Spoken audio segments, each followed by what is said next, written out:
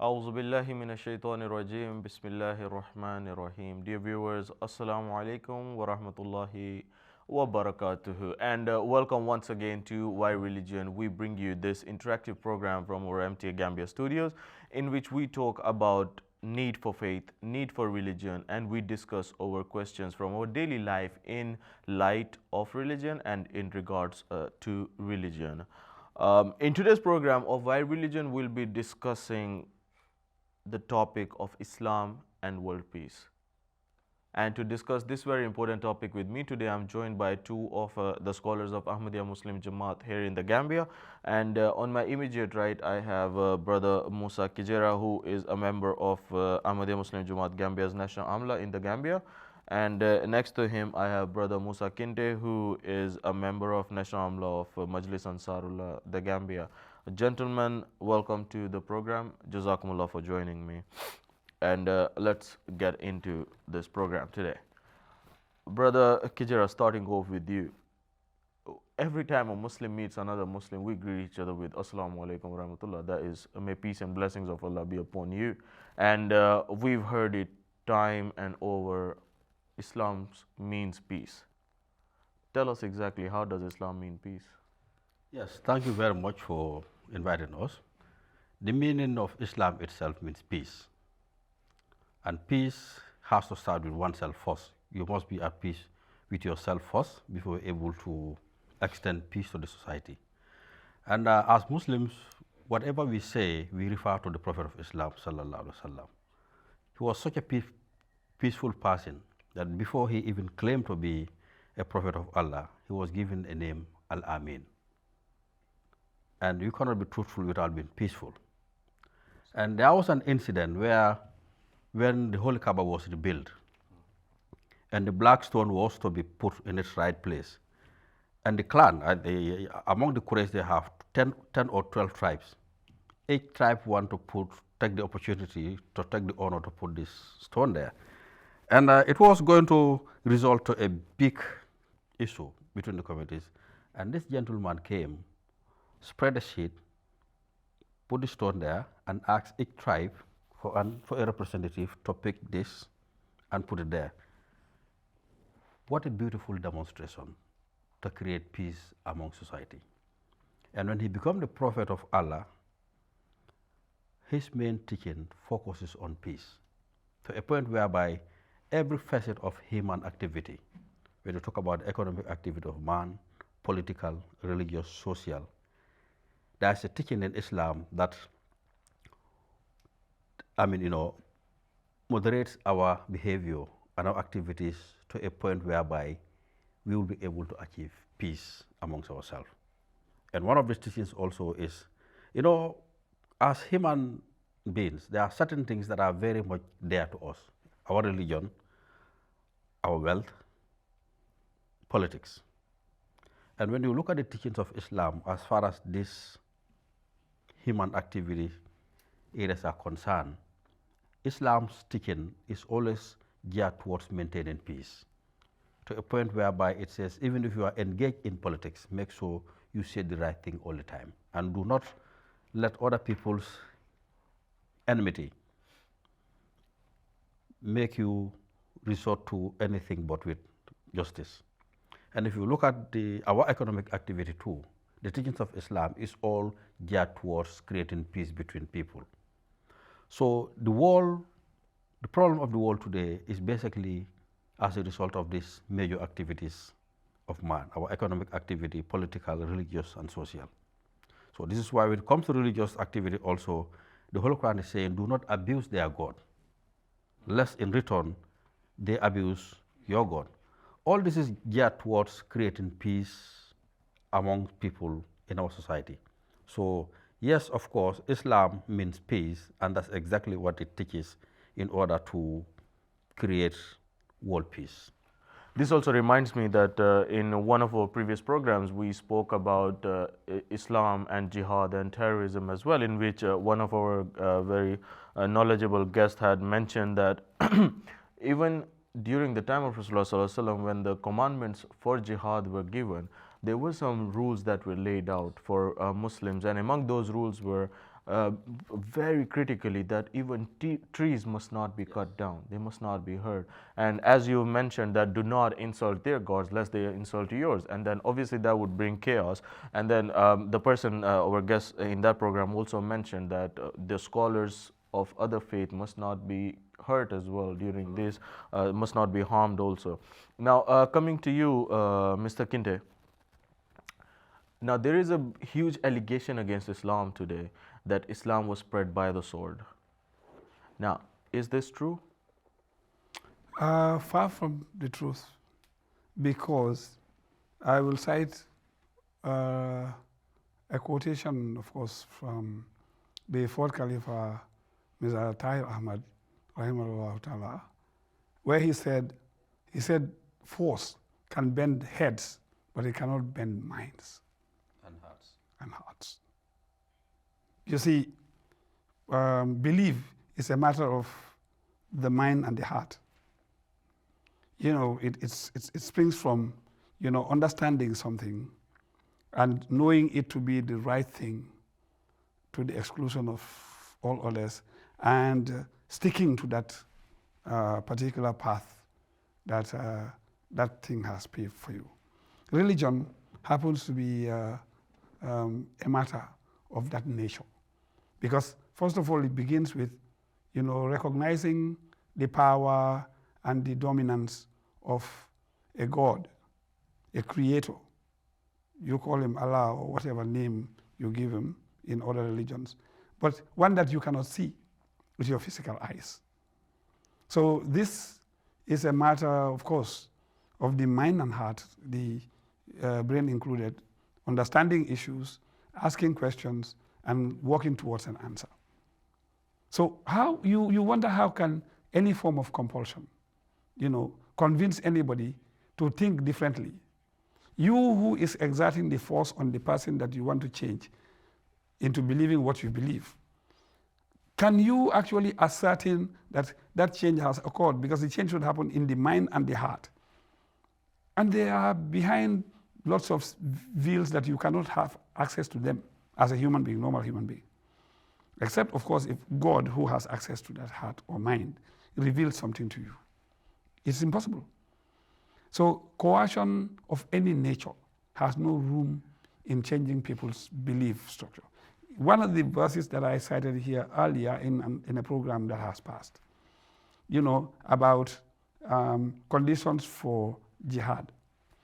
The end of that verse, after specifying 4 conditions, it has said that if some people are not made, you know, to stop other people, then what will happen? It says, then cloisters, churches, synagogues, and mosques will be destroyed, where Allah's name is remembered very often. So if you look at the houses of worship that I mentioned, it has covered the houses of worship of all the religions in the world. So it has told us that the only time the sword is raised is to ensure freedom of conscience, thought process, belief, and practice. So that exactly is the standpoint of Islam, and therefore to make any allegation contrary to that one cannot be supported by the facts of history and not the theory that has been taught in the Quran. Now, looking at, as you mentioned, the facts of history as well, Brother Kijera, if you would like to shed some light on this, the Treaty of Hudaybiyah, we see that there are more Muslims, there are more people that entered the fold of Islam after the Treaty of Hudaybiyah than before that. Would you like to shed some light? Yes, this is a very important point here. You know, the Treaty of Hudaybiyah came when the Holy Prophet Sallallahu Alaihi Wasallam marched with his companions to perform Hajj in Mecca. When they, to perform Umrah, the lesser Hajj. When they went to a place called Hudaybiyah, they encamped there and sent word to the Meccan, because of course there is some rift between the Muslims and the Meccan that resulted to the migration of the Muslims to Medina. So when they came, they refused entry of the Holy Prophet to Mecca. So that was the day this Hudaybiyah Treaty was formed. And the Treaty of Hudaybiyah, some interesting things happened. When during this treaty was being jotted down, the Meccans referred to the Holy Prophet as Muhammad. The Muslims were so agitated, people like Sayyidina Umar, radiallahu ta'ala anhu, he protested. He protested that he should not be referred nakedly as Muhammad. But the Holy Prophet said, look, I am Muhammad. They don't believe in me as a prophet, in my prophethood. So there's no harm in it. You see how tolerant and peaceful the Prophet of Allah is. The Muslims were agitated because he was being referred to as Muhammad, which to them is very rude, of course, to any Muslim. But he told them, yes, the people who are referring to me as Muhammad, that's my birth name. They don't believe in me as prophet. So allow them, Omar. So it was during this time that a treaty was organized form whereby there will be no war, no fighting. And the treaty, I don't have it offhand, but there are certain terms and conditions that were laid down. And it was during this time there was peace. Wars were stopped, fighting and all this chaos were stopped. It was during this time that a lot of people joined Islam. So this is a pointer to all the adversaries of Islam that Islam was spread through force. It was spread with the force of sword. That's absolutely not the case. Islam was spread peacefully. It was not through force as most Muslims would like us to believe. It was definitely a peaceful religion, and its expansion was done peacefully. People voluntarily were attracted to the religion by its peaceful teachings and rational argumentation. In the time of the Holy Prophet itself, sallallahu alaihi wasallam, the expansion of Islam was after the Treaty of Hudaybiyah, where both parties agreed that there will be no war, no fighting. But if you look at the history today, if you look at our contemporary time today, Islam is the fastest growing religion in the whole world. And are we fighting to get people convert to Islam? No. So this is also a very big reminder, pointer to people that Islam definitely was never spread through this world. And today, being the fastest growing religion in the world, it's still not been, Islam is not growing because of force, people forcing others to join Islam. Jazakumullah, Mr. Kijera. That was a beautiful answer, and you've actually beautifully explained how Islam was spreaded because of its beautiful teaching. And as you've just mentioned, in today's time, we are not holding swords to people's necks or holding guns to their heads and asking them to recite Shahada and enter Islam. It is because of the beautiful teachings of Islam that people are accepting the message of Rasulullah sallallahu alaihi wasallam. Now, Brother Kinte, coming over to you, as Mr. Kijera has just mentioned, that Islam was not spread by the sword. And in today's time, we see that we are spreading the message of Islam through social media and through printed media and other different platforms. Tell us about the Ahmadiyya Muslim community service towards the world peace, how we are trying to support the whole idea of Islam being a peaceful religion. First of all, to correct this erroneous belief that force has the capacity of changing people's minds and beliefs, we need to go back to history. Like Brother Musa has said, that Hudaybiyah Treaty was one big demonstration of diplomacy, wisdom, and it has paved the way for everybody, whether you're a Muslim or not. Even statesmen, cited that as demonstrating and teaching practically how states should relate with one another, how nations should deal with one another. It was perceived by the Sahabi at the time to be a humiliating agreement that they have witnessed at the beginning. But later on, they all saw the wisdom in it because of the boom in bayats that came, that so many people joined Islam as a result.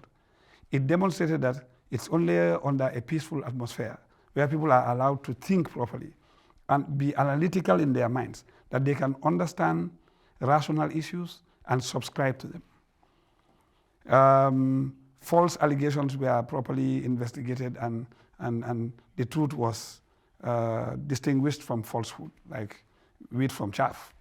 And people saw the direction that they should take, and they were convinced, and they did not turn back. Hudaybiyah Treaty, one of them is that if the conditions is that if a Muslim in Mecca has come to join the Muslims in Medina without the permission of his guardian, whether parent or husband or whatever, the Muslims are compelled under this treaty to take that man back to Mecca. But on the other hand, and that's the very bitter part of it, if any Muslim goes to join the Meccans are under no obligation to return him. They will keep him. And the Holy Prophet agreed to that condition too.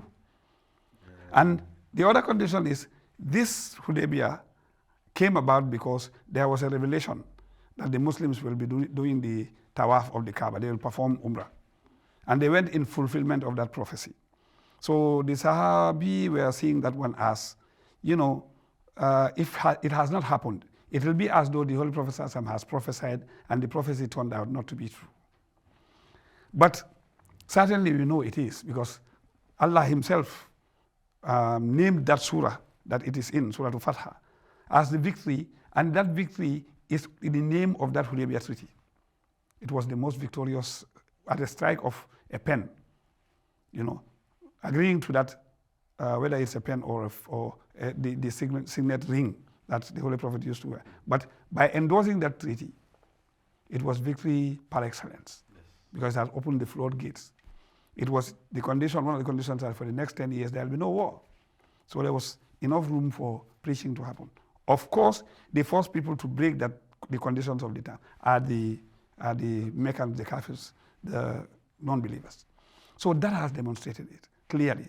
Ahmadiyya Jamaat took the same footing in today's age, to remind people of the original teachings. And that's the essence of the coming of the promised Messiah. These are the issues that are, by our own actions and even some of the teachings in some quarters, very grossly misunderstood by Muslims themselves. And it has caused a lot of mayhem. I think we are the worst affected, we the Ahmadis. And of course, whoever we speak to, he will first of all look at us. How did we handle the case? The attack is still going on. We have been deprived of our basic rights in a country where we fought so hard to create Pakistan. When I say we, I mean the Ahmadis. So hard. We were so instrumental, in guiding even Qaid Azam, the second Caliph, Hazrat Muslim Maud, was his advisor. Yes? Yes? The founder of Pakistan. Yes, Jinnah. Yes. Ali Jinnah. And through that guidance, and even our members fought in the independence. Some of our generals were the ones actually who conquered most of the ground, that territory that Pakistan now stands in. And forgetting all that, we have turned out to be the enemy because of grossly misunderstanding the teachings of the Holy Quran. And those people who were leading, who called themselves the scholars of the day and had so much influence, were able to transfer those erroneous beliefs into the minds and hearts of their followers, and they're wreaking havoc on a community that is so peaceful. What we see, like you have said, our examples are that we have had the Khalifa speak at almost all the major audiences of the world. The Khalifa is based in UK. He spoke to the British government at Westminster.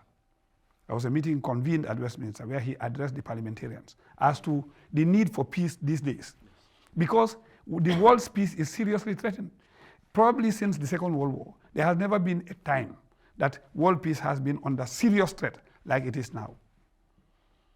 Prior to every world war, and historians and economists and whoever has cared to study history, we'll see that prior to all these wars, first of all, there is an economic meltdown kind of. Absolutely. It is the product of and economic strife of certain countries to survive at the cost of annihilating certain other countries that are weaker for their own survival. It is this rat race that mounts up to the level where it bursts out into a world war. And we are on the brink of it. So in order to warn the world, which is the primary responsibility also of a religious group and a religious leader, especially the leader of the Muslims, whose job is to spread peace. He went to all these houses, went to Westminster, has gone to Capitol Hill, addressed the EU in Brussels, and has addressed the Germans. I even can visually, remember how it was that there were some German generals present in the audience when he was addressing them.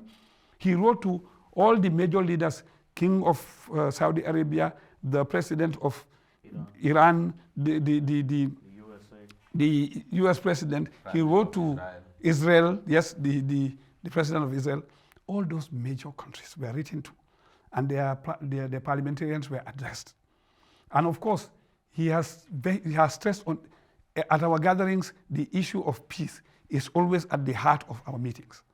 We have decided to start a program of presenting Nobel Peace Prizes. Nobel, we will not call it Nobel, but Ahmadiyya Peace Prizes, international, to people whose efforts in building peace is so, so loud and clear that they deserve to be recognized. And as far as I know, I think Ahmadiyya Jamaat is the only religious organization that is giving prizes for peace. So what else demonstrates that Islam stands for peace more than this? The Khalifa of Islam, the Khalifa of the Ahmadiyya Jamaat, is writing it all over the world that this is the teaching of Islam, to correct those erroneous beliefs that certain segments of Muslim community hold in their minds that people must be compelled to change their beliefs. Impossible. It is impossible. That way, it cannot be. Hudaybiyah has demonstrated it. All right. Jazakumullah. Mr. Kijera, would you have anything to add on to that in a minute? Yes, I just want to add the statement of the Holy Quran that says there should be no compulsion in matters of faith. This was revealed in Medina. The Holy Prophet spent 13 years in Mecca where he was assaulted, brutalized because of his faith. But then when he migrated to Medina, automatically he became the head of state, the prophet, and they become the ruling, government of the time. Before then, it was the Jews who were controlling Medina. But with the coming of the Prophet ﷺ in Medina, automatically he became the head of state, the prophet, and the Muslims became the dominant force. So it was during this time, because they were the dominant force, they were the majority, they were the ruling class of Medina, this was the time that this verse was revealed, advising the Muslims that those who you are ruling over, the Jews and the Christians and the idol worshippers, don't force them to accept Islam, your religion. So this is a very important pointer to world powers. And in this where you can have world peace. To add on to what my brother has said, the Holy Prophet ﷺ wrote letters inviting kings, certain kings, to Islam. The king of Egypt, the king of Ethiopia, the Iranian king at the time, and all of those kings that hold a lot of sway over the world of that day, were invited into Islam peacefully. By a letter. Same way as the promised Messiah also invited the Queen of England and other people.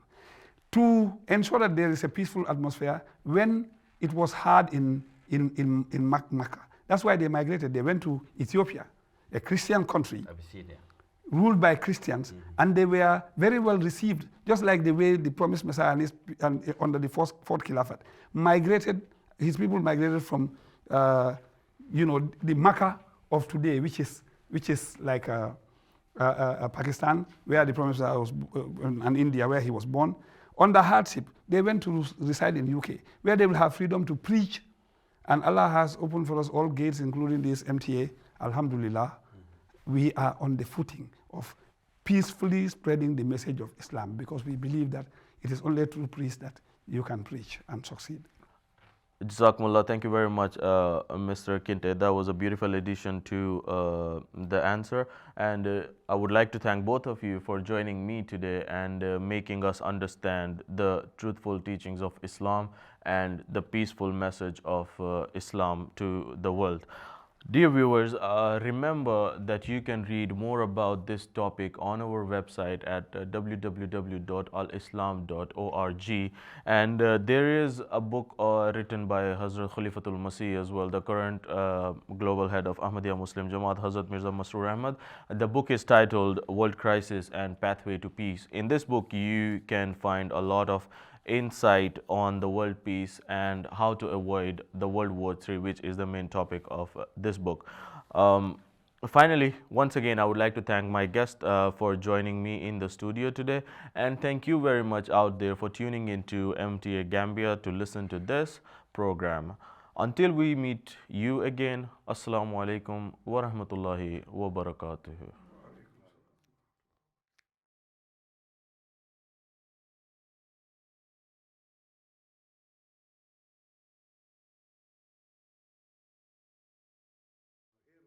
B rolls. More B rolls. Sorry?